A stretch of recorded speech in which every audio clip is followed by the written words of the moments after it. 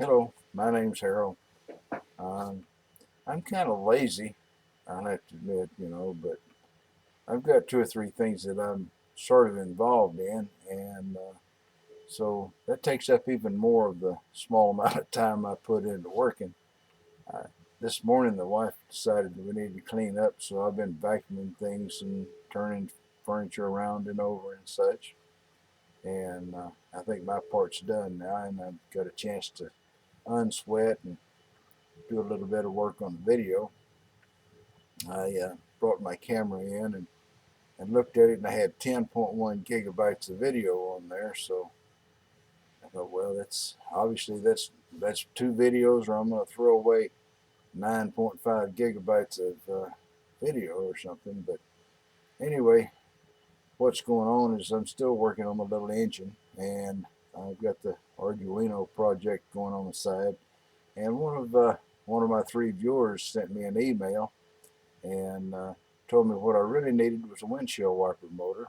And then I went and cleaned out my inbox, and I can't remember right this second what his name is, so I can't give him credit for the idea. But anyway, I thought it had a lot of credibility, and I mean the windshield wiper motor. And I got one right here that I bought. It's come out of a Dodge Dakota, whatever that is, and I'm going to use this where I was going to use the stepper motor. At least I'm going to try to. And we'll find out how it goes. I have to build a bracket to put it on, pull the crank off the side of the mill, and mount this on there.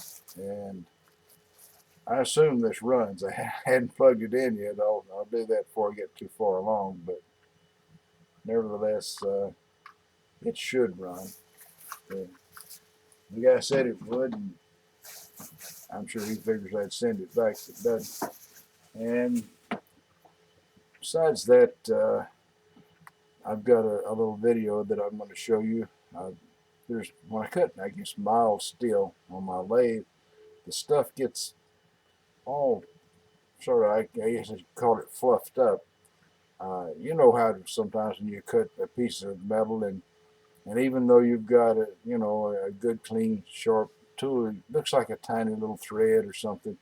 Well, this looks like a tiny little thread with fuzz on it. The metal always tears up in little fuzzy spots, and so I've got a microscope view of it to show you. Uh, my hero and the guy I want to be like when I grow up, Arduino or Versival or AVE as he's known now, got a USB microscope, so I got to keep up with him. If you want to be like your hero, you got to emulate him. So anyway, I've got the little microscope here, and I'm going to show you a little bit of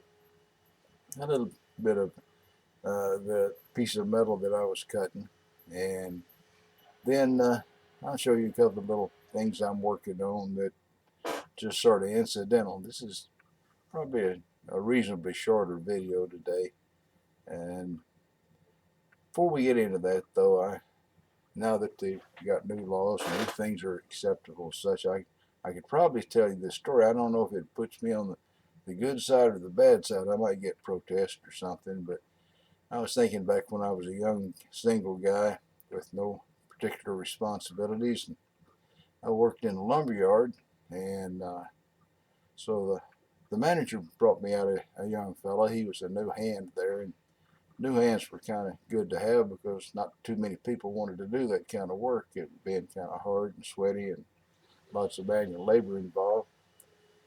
So anyway, I take this guy around. I'm taking show him what to do, and one of the guys there, I'll call him Mr. S, was he had arms like that, and he was pretty strong. He'd grab a whole stack of 212s and throw them up on the back end of the truck, and pretty effortlessly. So needless to say, he was a pretty strong guy.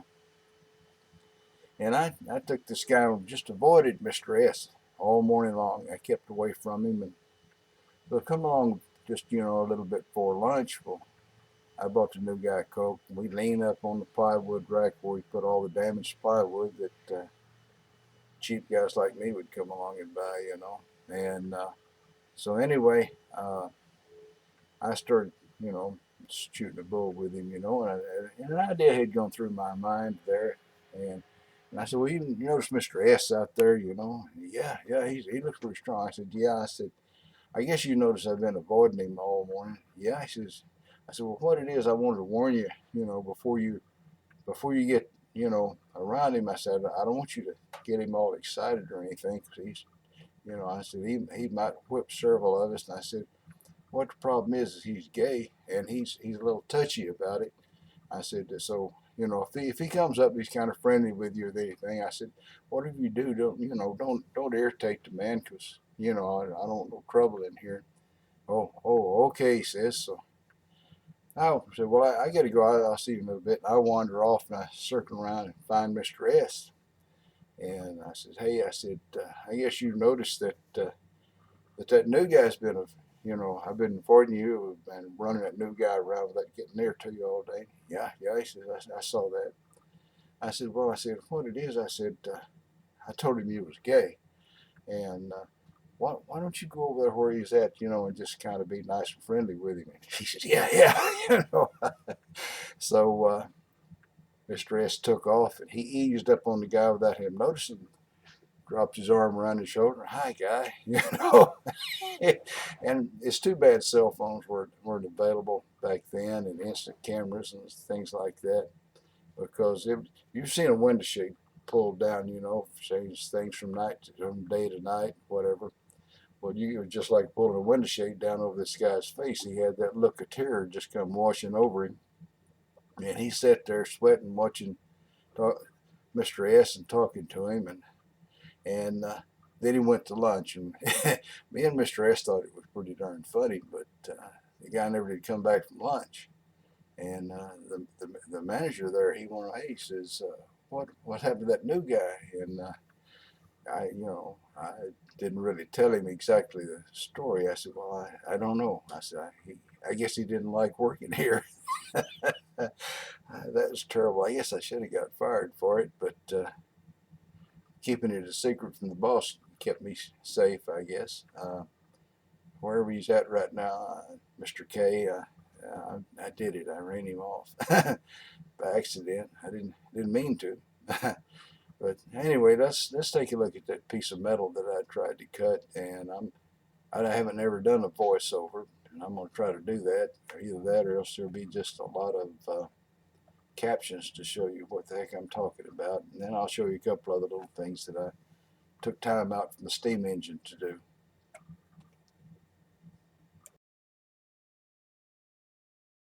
Okay, if you look at this thing here, you can see right along in the shadowed edge there where it's starting to curve.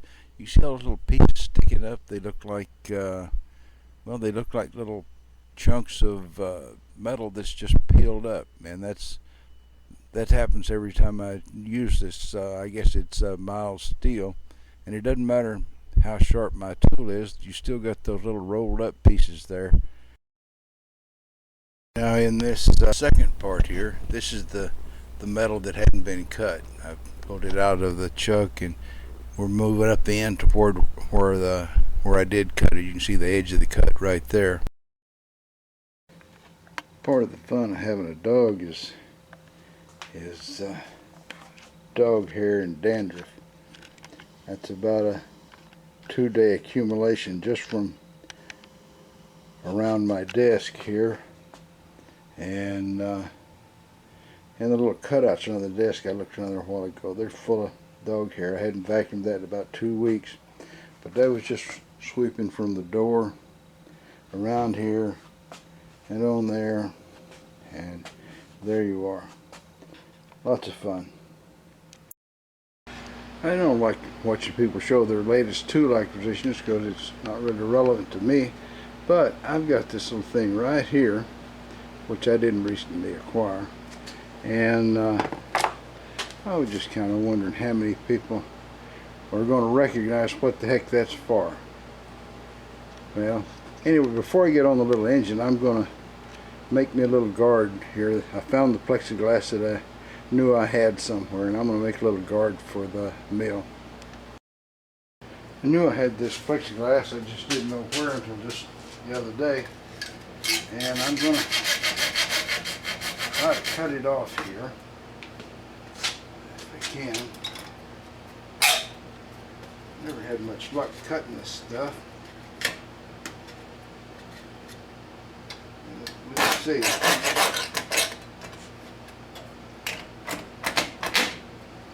Well, let's turn the blade a little bit. Don't want to be stuck down in that plastic like that.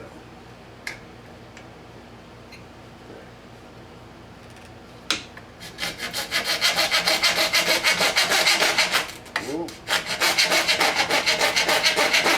Looks like a trunk.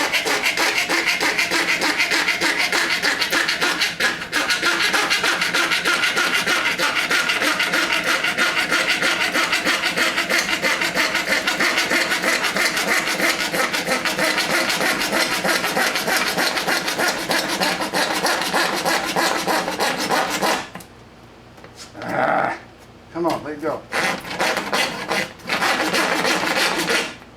Come on, let go of my saw. Ah.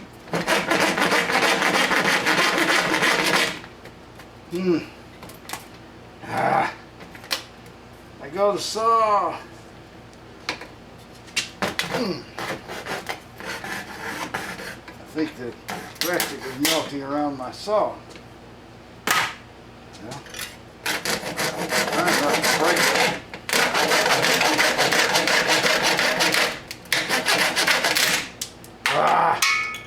Naturally. Okay.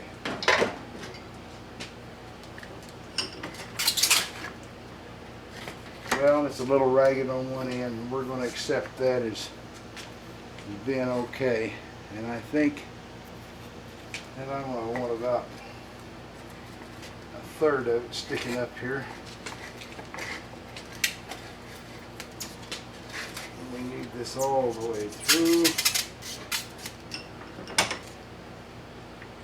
All right, here. Let's see.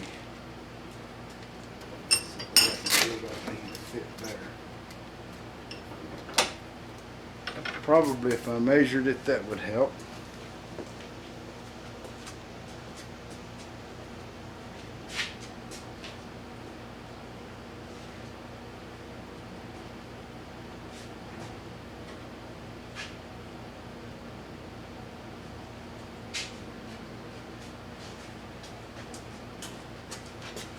About half the time when I go to Harbor Freight, I get a free tape measure. So it makes me wonder why they're so hard to find around here. All right, 22 inches, okay. That'd be about 7 inches on the side, give or take. That one's 7.5. That'll do for the first side. And I've got this little toy right here from Spark Fun. I don't know why they would call a place Spark Fun unless they think it's fun letting all the magic smoke out of things, which is what I normally do. Alright, I need power.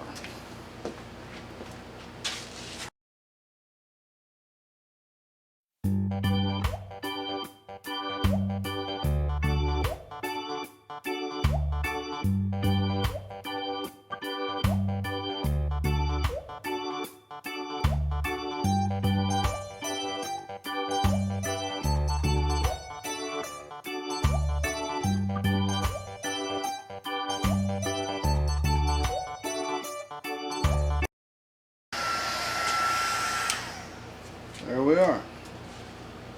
Great. Perfect. Like everything I do, it's wonderful. Alright, we will move on. Well, it might require another trip to the drawing board before it's perfect, but it seems that it's going to do some shielding of chips. If I can keep all the trash in one area, it would sure be a whole lot better. At least for me it would be. So, we'll see. And I can always get a magnet and stick it on if I need it to stay right exactly even with the milling cutters, I guess. I don't know. if I have to modify it, I can. We can do that, you know. There's always a way. But that's the first step. Anyway.